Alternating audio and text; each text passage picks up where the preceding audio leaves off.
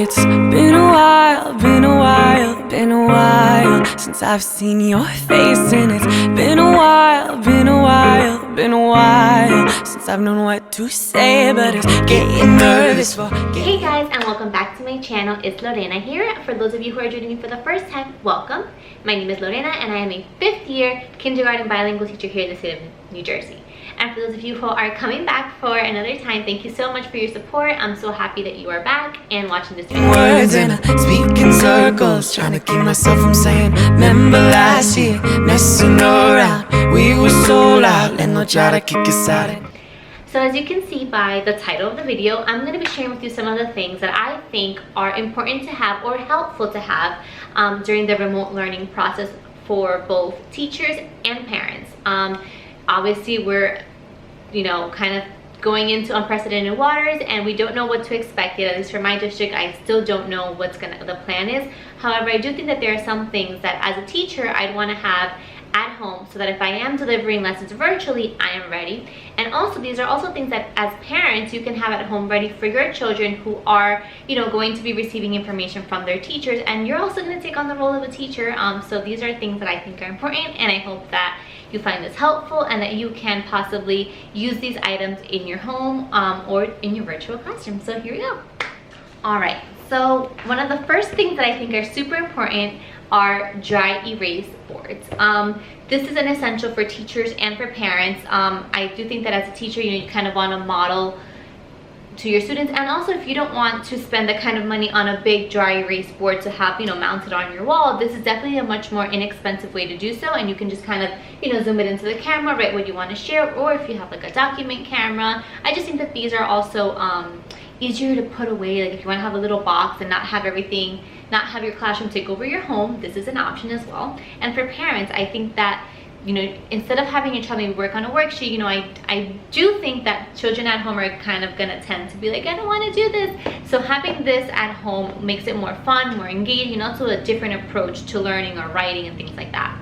Another thing that is similar is a dry erase pocket sleeve. So with these, you can just insert any sheet that you want. So if your district decides to perhaps send packets for your child to do, like my district did for the primary grades, it's a great way for them to kind of complete the worksheet, but in a more fun and engaging way. You add a dry erase marker and an eraser, and the kids absolutely love it 1,000 times more. It's also great for other activities. If you want them to play with Play-Doh, you can kind of put something in here like, hey, we're going to form our numbers with Play-Doh. It's a great way to kind of keep everything clean, easily to wipe off. So this is great for dry erase, Play-Doh, just so many things. I think that this is, as a parent, it's something that if you are able to have at home and provide for your child, it's a good idea. Now, if for whatever reason, you can't get to a dry erase board, if they're all sold out, if maybe you think, hey, I don't really need that, I have an alternative for you. And that is a Ziploc bag and a sheet of paper inside. So as you can see here, just put the paper inside, right on top of it with an eraser, right on top of it with a marker. And you can erase with a napkin, a wet napkin, whatever you think. And this is just a great, inexpensive alternative to a dry erase board. And these are probably items that you already have at home. Next thing that I'm going to share with you, which was in my Target haul as well. As a primary teacher, the calendar is used during morning meeting, and during that time there's so much learning that goes on. We're talking numbers, we're talking literacy skills, we're talking patterns, oral language, so many things that go into that. So having this, a kind of like a calendar set and a pocket chart at home as an educator and even as a parent is a great idea. As an educator, it gives you kind of the tangible thing to hold, and the kids can see you moving things, as you do it virtually. And for a parent and their child at home, it's also a great way for them to be engaged with their teacher. So while the teacher is doing it on the screen, they can probably be doing it at home with you. It also gives them that tangible sense, I'm going to move the number, it is January, this is the season. And it also gives them not such an abstract thing, it's kind of something that it's tangible, which is great for, especially for the lower elementary grades. Now the next item is our name plates. You can find these in pretty much any store, Walmart, Target, Michael's, free online. There's many that are free online, and just print it out. And these are great to have at home. with your child's name, and they can use this as a reference tool as opposed to calling mommy, mommy, or teacher, teacher, how do I spell my name? They can refer to this and they can kind of learn to use it independently. Of course, in the beginning, you do have to model to them and show them how they can use this. But as they get used to it, they're able to use it much more independently. And it's just a great, I think, resource to have at home for your child. Yeah. I don't know how I was going with that. The next thing I think are important, the next item that I have found, and I think that if I do go virtually, I would be able to use this in many ways, are these kind of like counting mazes. It's a great way for me to kind of ask, you know, if I put it up to the camera just like this, I can ask the students, so what number is in green? And they'll tell me 4. All right, let's count together. I'm gonna put the maze in, I'm gonna put the little marbles inside. Count with me. 1, 2, 3, 4. And they're seeing it with me, they're counting with me. It's a, you know, another engaging tool to use with the kids if you are doing, let's say, like a live lesson. It's like more like a game. And this is also great to, if you are able to have this at home for your child, it's a great way for them to practice number skills while having fun and playing. So this is a great tool as well. The next thing I think is important and helpful are these trays, along with erasers that can be used as manipulatives. So for example, if you are doing, let's say, a counting routine with your child,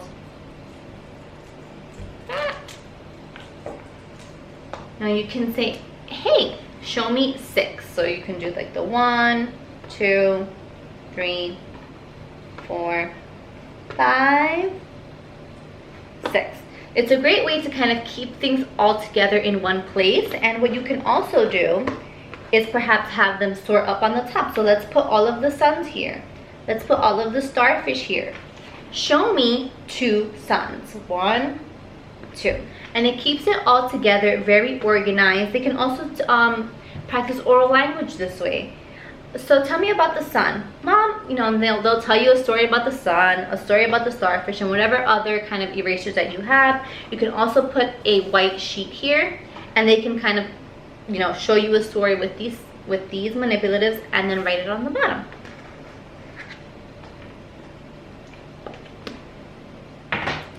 So that's that one. Additionally, I do think that some sort of poster is great. It's great as a reference tool to have for your child so they can refer to it as well. And also, if you are doing remote teaching, you can hang this up and you guys can talk about the letters or whatever, you know, is represented on your poster. It's a great thing to have to kind of refer to and give them something tangible. Sometimes, you know, with the internet, it's hard to share the screen. If they unpin it, especially on Google Meet, it can get a little bit crazy. But if you are doing it live, it's something they can see right there. You can maybe zoom in your camera or whatever the case may be, or even show this on a document camera if you're just, you know, trying to isolate one certain piece of the poster. I got this at the dollar store, and these are Bingo Daughters. So this is an alternative to using the dot art, which are obviously better quality, but they do get expensive over time, especially if your child is using it a lot. But this is kind of like an alternative. So these are just Bingo Daughters. They have them in different colors. And what I do with these is of course, art projects, but I use this in math as well. However, there is a difference in, I would say, the quality as far as the drip that is left over from these. But nonetheless, this is a quick kind of thing you can grab at the dollar store and do with your child. Now, the way that I use this in my classroom and the way that you can use it at home as a parent is for counting. So let me show you what that looks like. So I'm gonna link below this worksheet that you can do with your kids, and you can also edit it. So this is kind of what you would do with that sheet. What I did here was I just wrote the numbers 1 through 5, especially for the beginning of the school year. We're focusing on these numbers, and then we move on to 6, 7, 8, 9, 10. So what I do is I make sure that I have a box here. This way the child knows where they are placing the Bingo Daughter and how much is expected for them to put there. And they're also counting as they are dabbing. 1, 1, 2. So it's self-correcting, and it's fun, it's more engaging, it's artsy. So I definitely think that this, as a, you know, it's an important tool that you can have at home. Additionally, stickers are amazing. Not only are they great incentives for the kids and rewards, but these help your kiddos with their fine motor skills, And it's also something that you can use in so many different content areas. Literacy, sticker stories, which I will tell you about in another video, and for math. So what I have my kids do sometimes is use them as counters. So if it has the number 4, they would put 4 stickers. And again, in the box, self-correcting, so they know not to add another one, or maybe they know that they have to fill up the boxes, so they're able to do it well. Now, another thing that I have this one, counting with stickers, which is same idea except with numbers that are bigger and stickers that are smaller, because as you can tell by the space, these guys would not fit there. But I'm going to link this below as well, so you guys can use it in your kindergarten classroom or at home with your kinder student or first grader. The last thing that I think is super important, now this is more for the parent, the teacher to have, is a planner.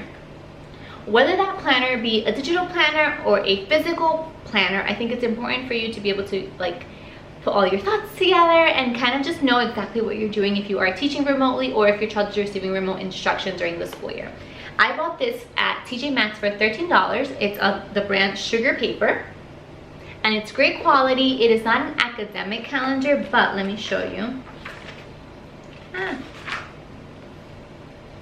So it starts off every month, and you can it'll tell you a breakdown, your goals, your work goals, your fitness goals, whatever it might be. You can list that in the beginning of the month. And then for every week, it looks like this.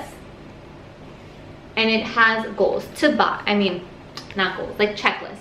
To buy, to do, to email, to call. And for me personally, this is great. It kind of breaks everything down. Now, I wouldn't use this to plan my lessons per se. Maybe I could do maybe this would be better to give me an idea. All right, prep centers, print this out. But my lessons are all posted virtually for my school district. So this would solely be just for me to remember what's going on in my life, pretty much. So thank you so much for tuning into today's video. I know that it's unprecedented time, so that's why I wanted to share something with you, that if you are a parent, you can go out and buy for your kid before the school year starts, or if your school year already started, some things that you can consider purchasing to have at home. This way, when your child is kind of like, I don't want to do this anymore, you have some alternatives for them, and hopefully you will find this helpful. And again, this is totally optional. It does not mean that if you don't have this at home, your child will not learn. It's just kind of supplemental items to have at home. And if you are a teacher, thank you so much for tuning in. If you have any other ideas, please leave them in the comments below. So until next time, guys, I'll see you soon. Bye. I could never really lie to you, so I'm trying not to hide the truth. Oh, I've been dreaming, oh, I've been scheming. I hoped you'd be here. I hate that I love you. Ooh, ignore the history, I know you miss me. I hate to love me too. Yeah, I hate that I love you. I'm taking time, taking me